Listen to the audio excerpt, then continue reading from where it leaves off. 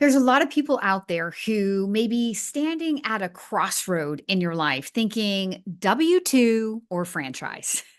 So maybe you want to be at that crossroad. Maybe you have a great job, but you're really like, God, I want to leave this job and I want to invest in a franchise, but should I leave my job? Well, you're standing at that crossroad because you want to be or because you are, then this video is for you. But in this video, I'm not going to talk about the benefits of investing in the franchise over the job. I actually want to have a conversation with you about when I think choosing the W-2 is actually the better course. I know I make a living helping you say yes to investing in a business, and I'm going to tell you not to invest in the business. Yes, because I'm not a salesperson. I'm a consultant. My job is to help you get educated so you can make the best decision for you. And as I started thinking about it, what are the reasons when a W-2 really is better than investing in a business? And I came up with 5 things. So I want to share them with you. If you're new to my channel, hello and welcome. So my name is Kim Daly and I'm a franchise consultant. And for the last 22 years, I have been helping people just like you say yes to the dream to own a franchise business by matching your background, interests, skills, and goals to some of the best franchise opportunities out there today. So if you get inspired by this video or any other of my 900 videos on this channel, to want to work with me to explore franchise opportunities, all you have to do is stay tuned to the end of the video and I will share how you could be my next candidate. Okay, so let's go back to the conversation. W-2 versus investing in a business. When is selecting the job maybe the best course of action? So the first scenario I came up with, I'm going to call it the 3 S's. So this is when you don't have savings, a spouse you can live off of, or severance. In other words, if you don't have a pile of money that you can live off of, in addition to the pile of money you're putting into the startup of the business, I think a W-2 is the best course of action. Look, the number one reason that businesses fail is because owners run out of money. Are they running out of money to support the business, or are they running out of money to support their living expenses during the ramp up of the business? I don't know, but in either scenario, if you're running out of money, it's no good. And more important to that is your internal state while you're ramping a business. If you have feelings of lack or scarcity, that is where you're creating from. So the universe is a mirror to our vibration or our feelings. So if we are feeling scarce or lack, we don't have enough money, hurry up, we need money to come in, hurry up, we need money to come in. The universe is responding to the feeling of lack and saying, oh, Kim must want more reasons to feel lack. And so you cannot create abundance from a feeling of lack. So for this simple reason that like creates like, you need to have more than enough money to put into the startup and more than enough money to comfortably live off of during the ramp up of the business, however that comes in. A spouse you can live off of, severance you got from that W-2 job that laid you off, or a pile of savings that you're okay dipping into during the ramp up period. So that's going to be the first reason when I think go ahead and get a job and save that money. And when you have that money, in addition to your startup money, then call Kim Daly and then we can have the conversation. The second reason I think a W-2 job may be better than investing in a business is if you're not ready to go on the most epic journey of personal development in your life. I personally don't know a better playground for personal growth than business ownership. In fact, I would say that business ownership is a personal development journey in disguise. So if you are not into becoming a better human, if you are not into growing your skills, maybe it's your sales skills or your leadership skills or your financial skills or all of the above. If you just want to show up and punch the clock, if you will, and kind of be the hamster on the wheel, then I think W-2 corporate America is a better place for you.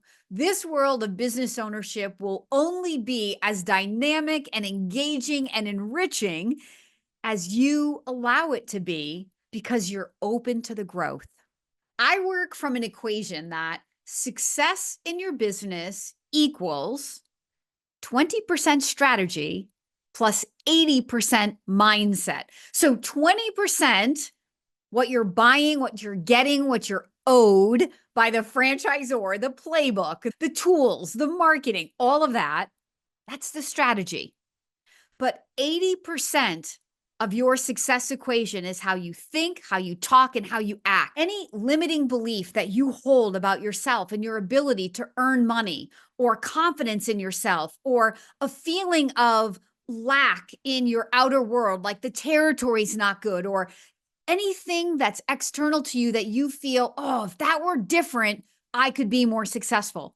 If you are not ready to look in the mirror and to really own the result. What's so funny to me is that when business ownership is going great, right, and franchisees are successful, they'll own it all day long, every day. But the minute that it's harder than you thought, or taking longer than you thought, there must be something wrong, and you must have got sold something, and you must be getting screwed over by your franchisor. Like, you may get mad at me for saying that because it's a super honest comment, but laugh with me.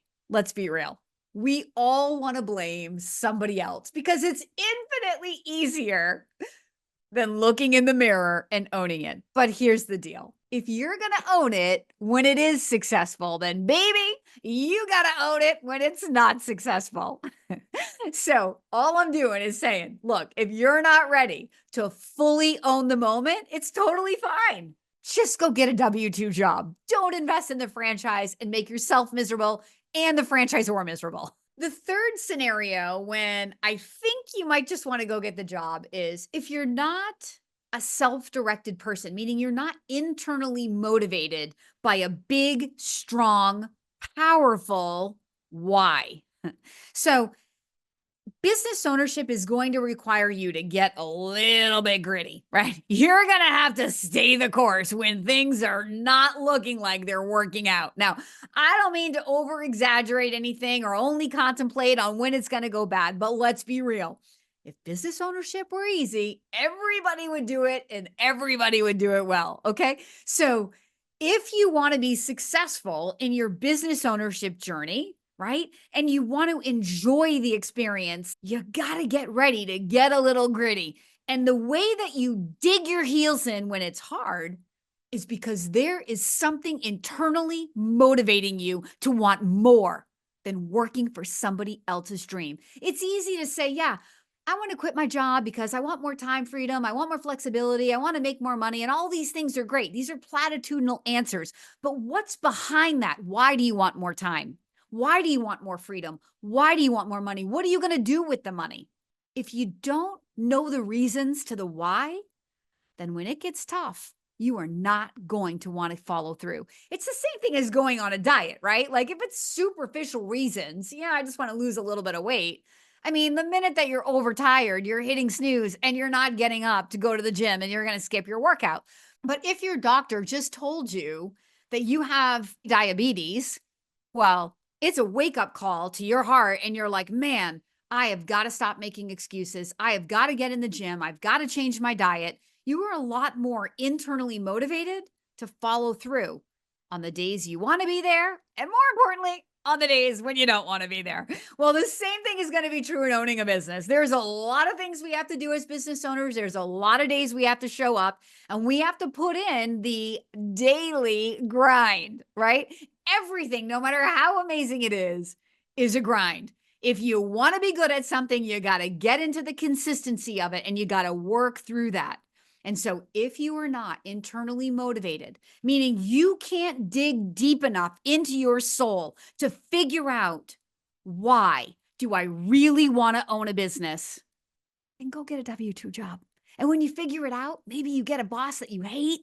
Maybe you end up getting a job where you have to travel all the time and you're missing all your kids' sports.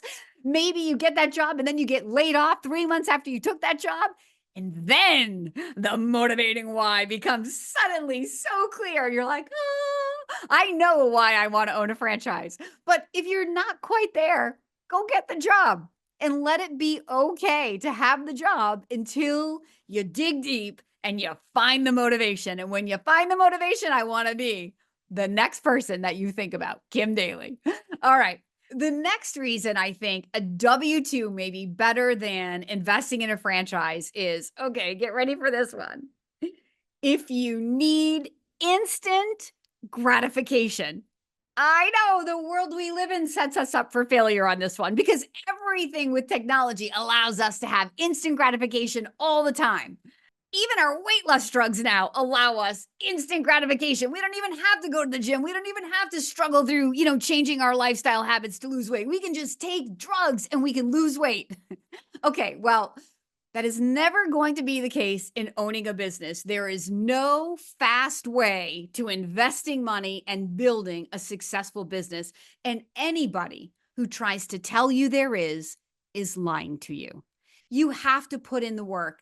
You have to build the garden. You have to plant the seeds. You have to work the land before you reap the harvest, just like the farmers have always known. But we investors sometimes want to bypass the planting season.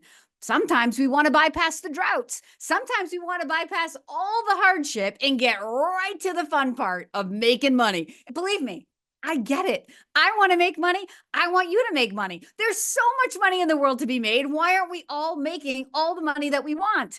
That's why we're here. That's why we're learning about investing in a business, because we want to get to that part. But you can't bypass the process.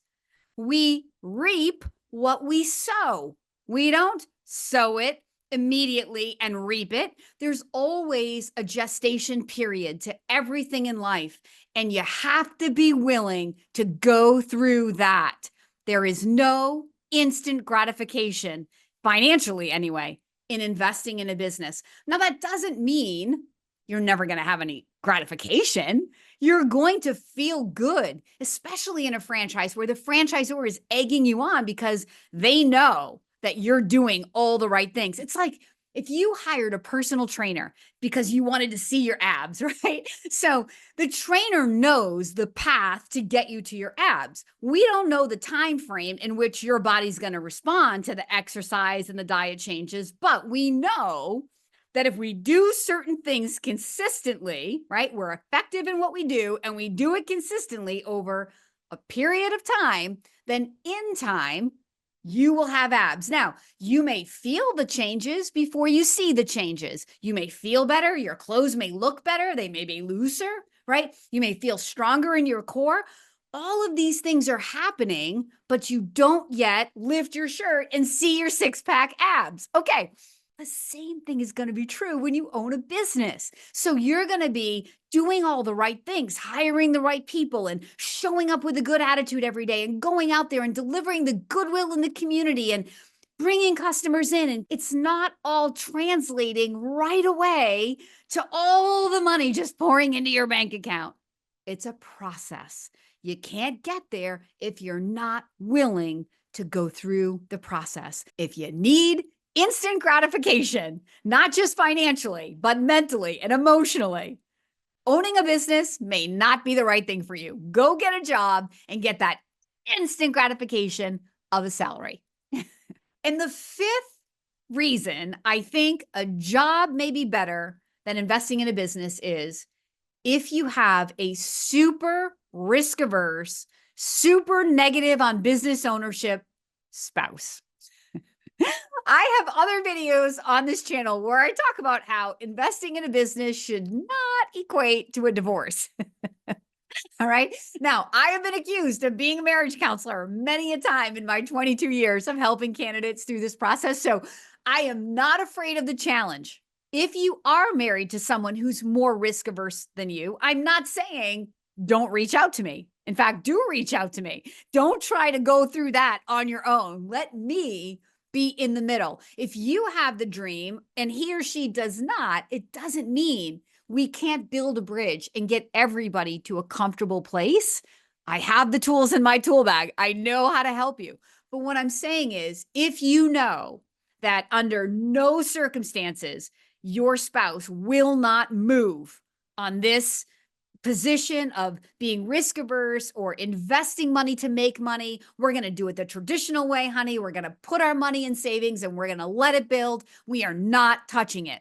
If you're married to that person, then I don't think investing in a franchise will be a healthy thing for your life and your marriage. Listen, you're not going to do it without spousal support. And in my business, we always say, you can do this to your spouse or with your spouse, but I'm having no part. If you're doing it to your spouse, you got to go find another franchise consultant because I'm not doing that. I will do it with your spouse all day long. And again, if your spouse is risk averse and is struggling to understand your desire for freedom, it's okay. Bring them into the conversation. Invite them to begin this journey with us early. And let me be the one to understand where that anxiety, where those fears are coming from. Most of the time, the things we fear the most in life, they never happen. But fear is very real and it's crippling. But you know what? Through education and through getting into a community where you can learn and you can hear other people sharing their motivating and inspiring stories, fear can be replaced with inspiration. It takes a little bit of time, but I have seen it happen multiple times in my 22 years of being a franchise consultant. So these are the 5 reasons that I think a W-2 job may be better for you than investing in a franchise. Now, did you hear me say anything about, well, if you don't have prior business ownership experience, or you don't have an MBA, or you don't have millions of dollars? I said none of that because those are excuses. They are not truths. You do not need prior business ownership experience. You do not need an MBA, and you most certainly do not need millions of dollars to invest in a franchise. Having said all of that, if you're still ready to say, I want to find out what kind of franchises Kim Daly's going to find for me, then you've made it to the end of the video, and I want you to follow the link in the description right now. I will reach out to you. I will send you my Getting Started questionnaire so we can begin the conversation about what type of options may fit your background, your interests, your skills, your finances, and your life goals. Thank you so much for watching this video to the end. I hope you found it helpful, and I hope I didn't talk you out of it, but if I did, it's meant to be. Go get that W-2 job, and when you get tired of that, come back, watch another video, and I'll be here to help you begin your journey to find your perfect franchise.